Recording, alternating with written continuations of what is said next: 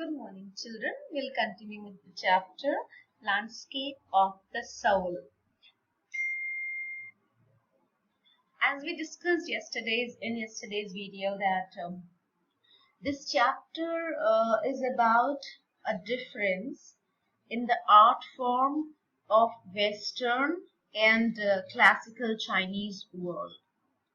Now let's begin. A classical Chinese landscape is not meant to reproduce an actual view. So the writer is saying that Chinese landscape would never depict an actual scene, whereas a Western figurative painting would actually give you an image of an actual, landscape. Whereas the European painter wants you to borrow his eyes and look at a particular landscape exactly as he saw it. So he's saying that the European painter, he just wants you, the viewer, to look at his work of art through his eyes, the way he is looking at it from a very specific angle. The Chinese painter does not choose a single viewpoint, but for a Chinese painter, it is not just one viewpoint.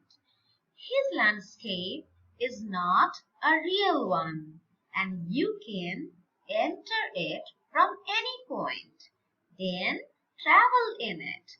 The artist creates a path for your eyes to travel up and down, then back again in a leisurely movement. A Chinese artist, what he does, he would let your eyes to travel all around in the landscape in a very leisurely, movement.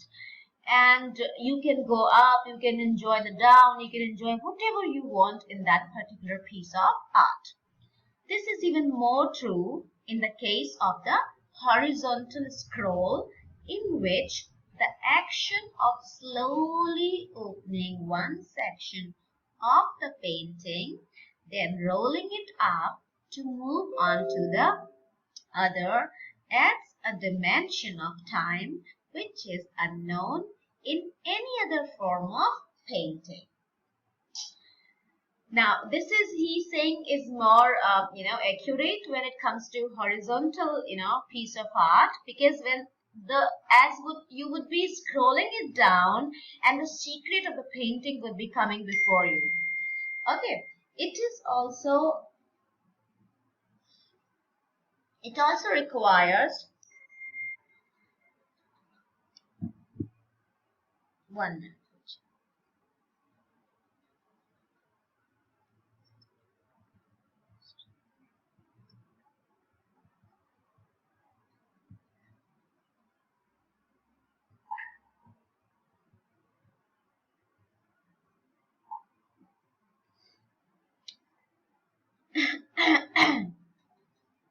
It also requires the active participation of the viewer. Viewer cannot be a distant, he cannot just be a distant one. He has to be very, very active, when it comes to appreciation of that particular piece of work. Who decides at what place he will travel through the painting.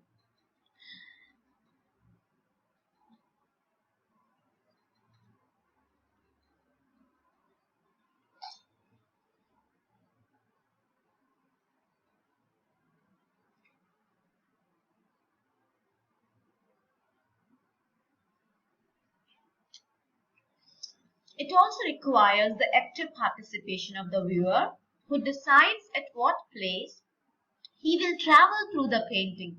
So the Chinese painting, you are free to travel at your own pace.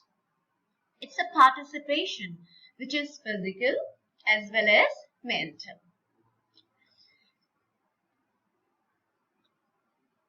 The Chinese painter does not want you to borrow his eyes. He wants you to enter his mind. The landscape is an inner one, a spiritual one, conceptual space. It is not just about a piece of art. It is about everything. It is about your connectivity with that particular piece of art.